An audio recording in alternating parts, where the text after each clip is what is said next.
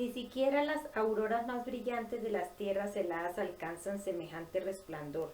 Harry le estrujó los pechos como si fueran masa de pan y volvió a correrse. Ella sintió como el semen le rociaba las paredes internas y estremeció de gusto. Tu semen está frío como una cascada.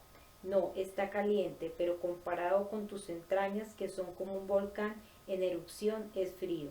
Es solo la sensación que produce, gimió ella, porque en realidad los dos estamos fríos, Harry. Somos vampiros, respondió, no somos muertos vivientes. Nunca estuvimos muertos. No lo estuvimos del modo en que ciertas personas vampirizadas mueren y duermen durante un tiempo antes de levantarse de sus tumbas. Es verdad que esperaba estar frío, esperaba sentir la lujuria de los vampiros, su apetito voraz por la vida y por toda oscura experiencia carnal, pero no esperaba sentir emoción alguna, y esto es mucho más que eso, es muy distinto a todo eso.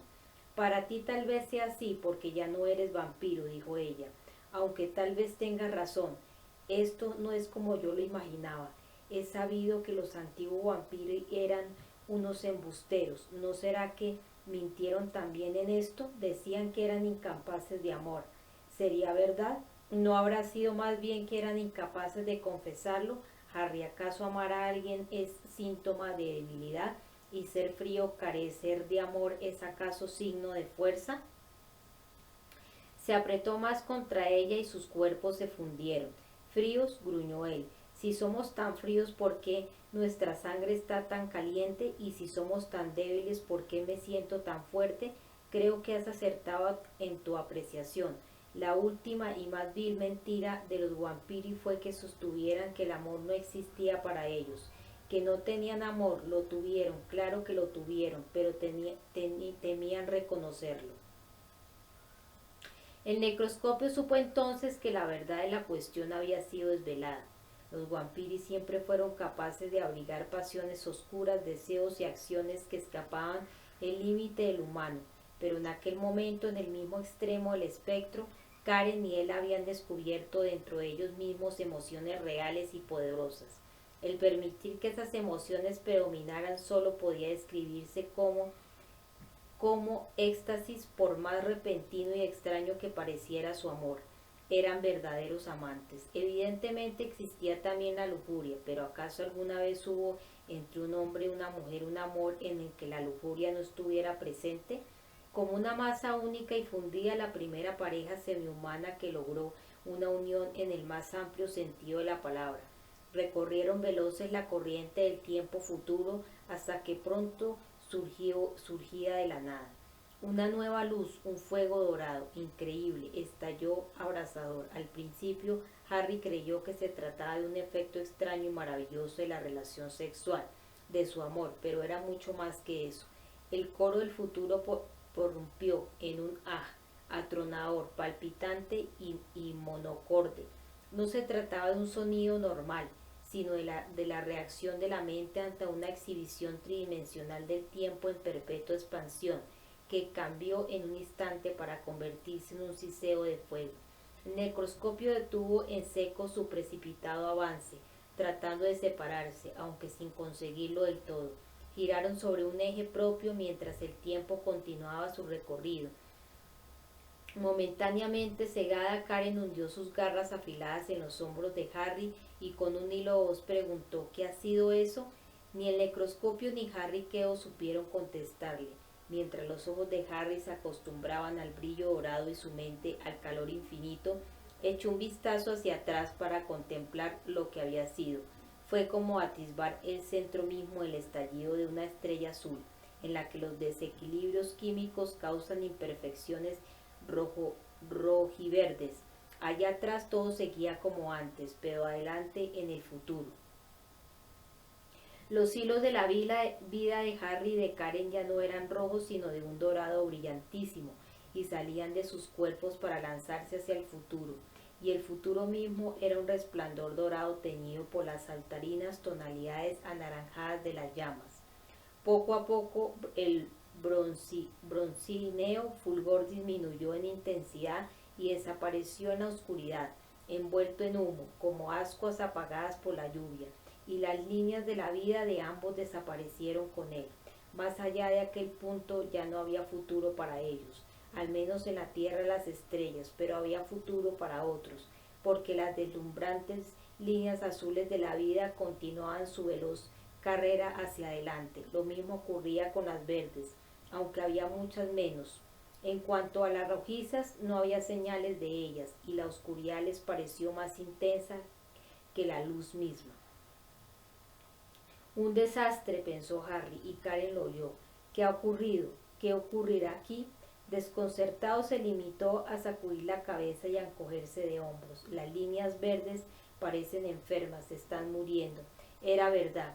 Las líneas de la vida de muchos Troggs se volvían más tenues, titilaban unos instantes y se apagaban ante sus ojos. El corazón del necroscopio volvió a latir con bríos renovados cuando notó que otras líneas comenzaban a adquirir fuerza y brillo para continuar el viaje. Mentalmente lanzó un suspiro de alivio cuando las líneas nuevas comenzaron a chisporrotear, indicando que se producían más nacimientos. Entonces recuperó la ecuanimidad, conjuró una puerta y la cruzó junto con Karen para pasar a un flujo de existencia metafísica más normal. ¿Qué ocurrió?, preguntó Karen apretándose más a él. No lo sé. Sacudió la cabeza, la guió hasta una última puerta que les permitiría salir del continuo de Mobius y emergieron en el tejado del nido de águilas de Lady Karen. Mientras un viento frío soplaba desde la tierra de las estrellas, añadió: pero sea lo que sea, puedes tener la certeza de que ocurrirá. Al notar que temblaba acurrucada entre sus brazos y percibir su desesperación, la miró con aire inquisitivo a los ojos escarlata. Puede que yo lo sepa, dijo ella, porque hace tiempo ya que percibimos su resurgir. ¿Quiénes lo perciben?, preguntó Harry, y dejó que ella lo guiara hasta los aposentos más elevados del nido de águilas.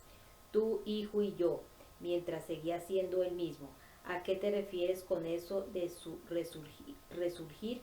Mientras lo preguntaba, Harry logró encontrar la respuesta por sí solo. Entendió entonces la minosidad y la ansiedad que Lardis Lideski había dejado entrever en el jardín del habitante. Los Wampiri, dijo Karen, los antiguos lores, fueron condenados a las tierras heladas, pero no se contentaron con quedarse allí. Recorrieron pasillos amplísimos, con paredes de hueso y piedra tallada cubiertas de frescos, y descendieron por unas escaleras de cartílago hasta llegar a los aposentos de Karen, donde se dejaron caer en grandes sillones. Al cabo de un rato Harry le pidió con voz ronca: cuéntamelo todo. Todo había comenzado, según la escala temporal de Harry, hacía 2 años, o sea 2 años después de la batalla por la posesión del jardín del habitante que había acabado con la abrumadora derrota de los antiguos lores Wampiri. Al percibir una amenaza desde las tierras heladas, prosiguió Karen, solicité audiencia al habitante, durante la que le confesé la naturaleza de mis temores. Para entonces ya sabía que había sobrevivido a tu cura, pero de todas maneras entre ambos existía ya una tregua. Al fin y al cabo, había luchado junto a ti y a tu hijo contra los Wampiri y no podía dudar de mi lealtad como aliada. De vez en cuando iba a visitarlo a las montañas y en algunas ocasiones vino incluso a verme aquí. Éramos amigos, nada más. Pero aquellos fueron unos tiempos extraños. El cambio seguía en él su curso. Perdía su carne humana y adoptaba la forma y las costumbres de un lobo. Con todo, mientras conservó la mente de hombre, nos aliamos por segunda vez, porque él también a su manera había percibido la amenaza de las tierras heladas, un extraño presagio que iba y venía con las auroras, un destino que se agazapaba como una bestia en la frontera helada, ovillado sobre sí mismo, tenso, dispuesto a asaltar. He dicho que lo percibió a su manera. Tu hijo es ahora un lobo, necroscopio. Tiene los instintos y los sentidos de un lobo.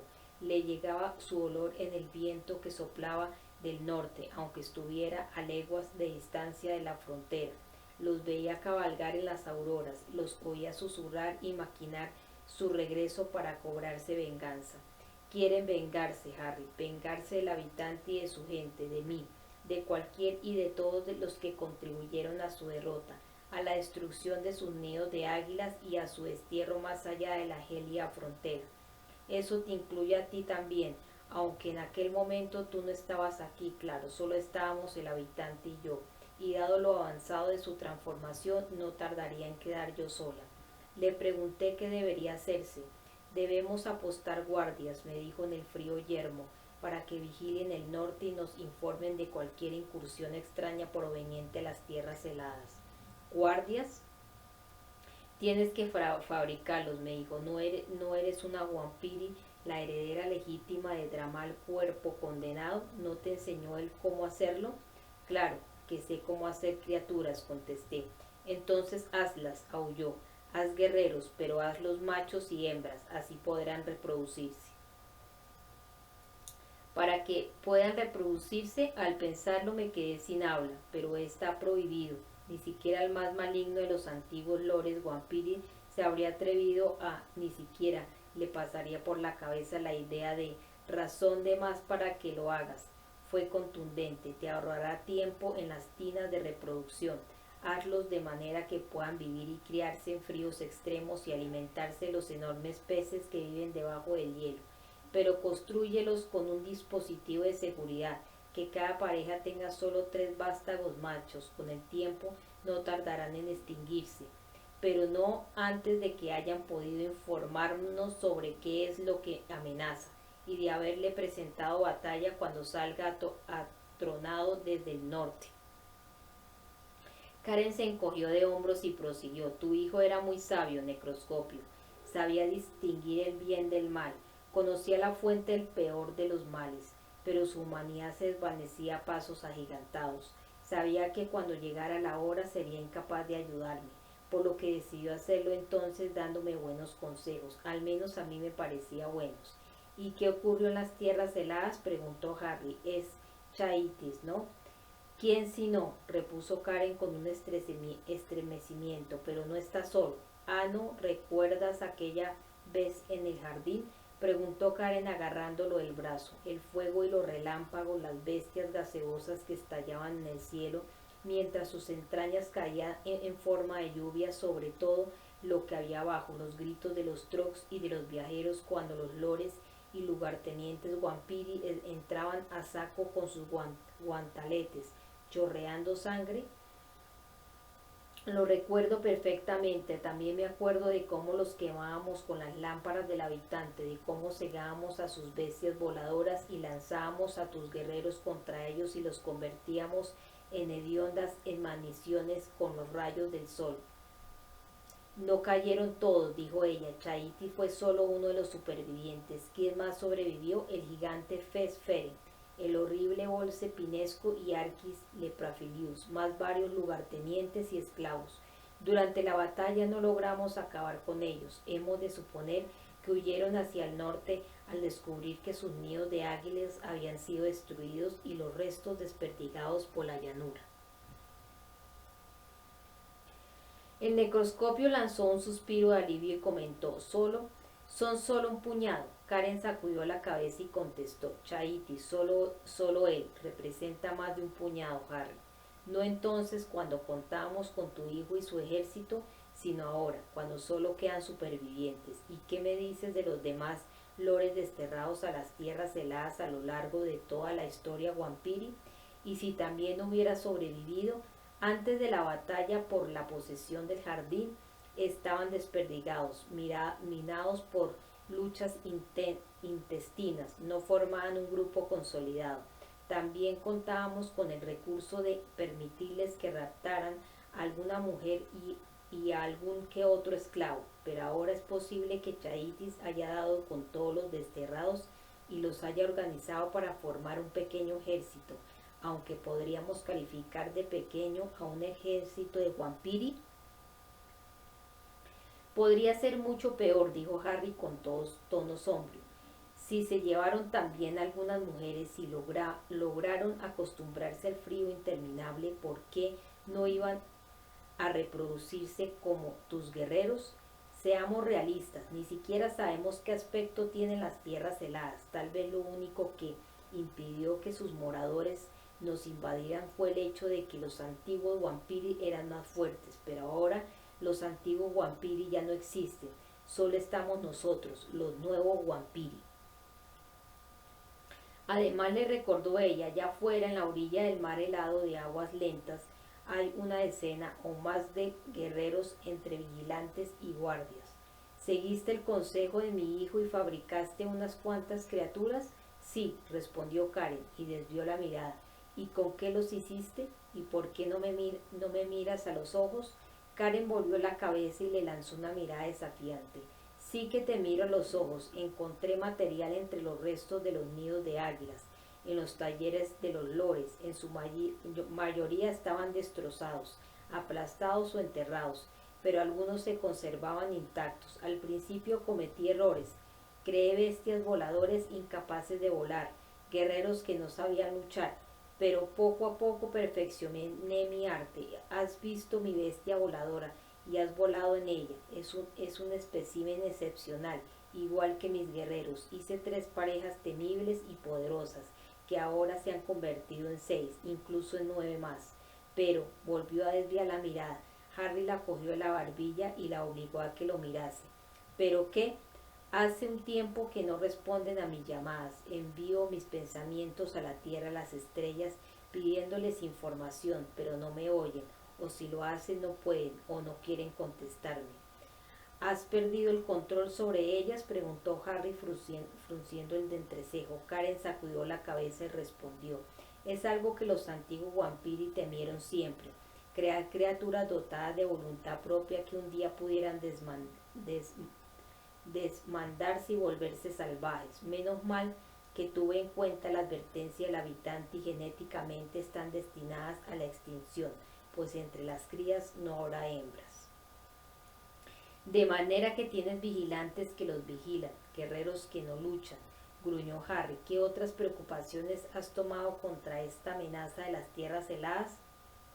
¿Acaso te burlas de mis obras, Necroscopio? Ciseó ella. Debo decirte cómo decidí hacer frente a la amenaza en caso de que se produjera. Recuerda que antes de que tú vinieras era una mujer sola. ¿Cómo crees tú que Chaitis trataría a Karen, la gran ramera traidora de los Vampiri, de haber sobrevivido en las tierras heladas y regresado aquí? ¿Debería rendirme a sus favores? Nunca jamás, mientras pudiera desafiarlo, iluminado por el fulgor de su pelo y de sus ojos, por el brillo de sus dientes, por la cabeza de Harry pasó la idea de que era un volcán, por dentro y por fuera. ¿Desafiarlo? ¿Cómo? Volvió a sacudir la cabeza y respondió: antes de permitir que Chaitis me violara, me entregaría a un amante más, destructivo y pérfido. Me montaría en mi bestia voladora, pondría rumbo al sur, cruzaría las montañas hasta llegar a la Tierra del Sol y miraría directamente al mismo Sol si fuera preciso. Dejaría que Chaitis me siguiera hasta allí si se le antojara hacerlo, para que los gases pululantes acabaran con nuestras carnes y nos sumieran en la nada. Ojalá ocurriera así. Harry la envolvió en sus brazos y ella se le acercó sin ofrecer resistencia. No ocurrirá así, murmuró, y le acarició el pelo mientras Karen dejaba de temblar.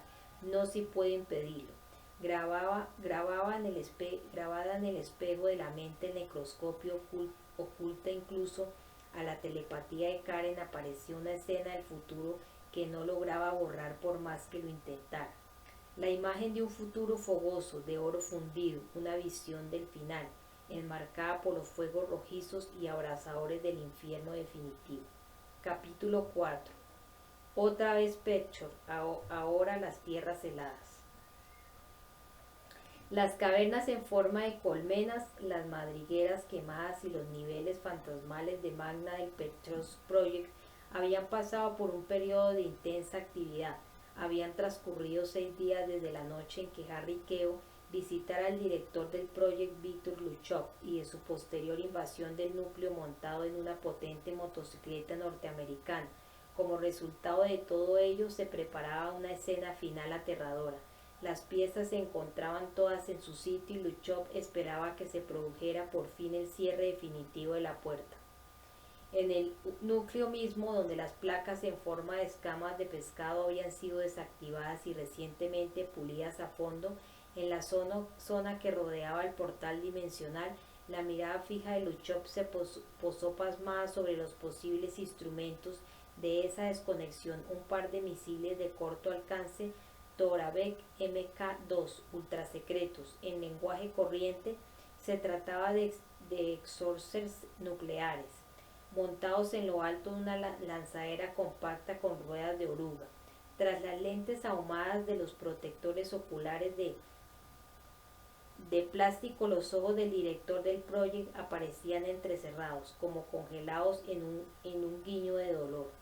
Moscú le había asignado la responsabilidad de organizar el montaje y la programación de los Tokarevs. Sabía muy bien lo que tenía ante sí, sabía que los estilizados vientres de acero de los misiles contenían restos de metales tóxicos que descansaban allí en silencio, dispuestos a despertar instantáneamente para provocar el desastre. Lo único que hacía falta era pulsar un botón. Un grupo de técnicos militares vestidos con batas blancas trabajaban cerca de los Tokarevs, revisaban y volvían a revisar las conexiones eléctricas, los sistemas semiautomáticos y computarizados, los niveles de radiación y las lecturas de otros instrumentos. El jefe del grupo, que dependía directamente del director del proyecto, dio una palmadita en el brazo de Luchov y éste se sobresaltó. Tratando en vano de ocultar su nerviosa reacción, el director chilló. Sí, ¿qué quiere? Era un hombre joven, no tendría más de 26 o 27 años, pero ya era comandante. En la solapa llevaba la corona que representaba su rango encerrada en el interior de un núcleo atómico estilizado, distintivo del Cuerpo Especial de Artillería. Señor, todo está dispuesto, respondió formal. A partir de ahora y hasta estas armas se utilicen dos de nosotros, estaremos siempre de guardia. Iremos armados como medida de protección contra cualquier sabotaje. Somos conscientes de que en el proyecto se han producido intromisiones. Muy bien, de acuerdo, repuso Luchov. Aunque apenas le prestaba atención, se alejó tembloroso de los Tokarevs y señalando hacia la esfera reluciente la puerta añadió: ¿sabe contra qué montará guardia? ¿Está seguro de que si llega a hacer falta sabrá usted exactamente cuándo pulsar el botón? El otro se puso rígido, conocía muy bien sus deberes. Era una lástima que se encontrara en una situación en la que debía recibir órdenes de un maldito civil. Sintió la tentación de exponerle a Luchov lo que pensaba con toda sinceridad, pero le habían explicado con claridad que el veterano científico era todo un personaje dentro de su campo. Estoy al corriente de la historia de Project, señor, respondió con frialdad. Además hemos visto todas las películas, pero en cualquier caso la secuencia del disparo no puede iniciarse sin sus instrucciones.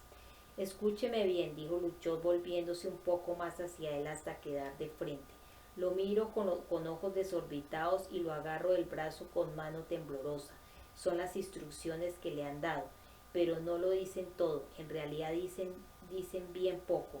Ha visto las películas, pero no las ha podido olerlas, ¿verdad? Esas cosas no pueden saltar de la pantalla y tragárselo entero, o si pueden. Con furiosos movimientos afirmativos de la cabeza y señalando otra vez hacia el hemisferio superior blanco y reluciente de la puerta, prosiguió con voz ronca: ahí dentro hay una maldición, una plaga, algo que convertiría a Chernobyl en un accidente sin importancia. Si esas cosas o lo que sea llegaran a entrar en este mundo, sería el fin de todo. La humanidad iría a parar donde están ahora los dinosaurios, los trilobites, los dodos. Desapareceríamos.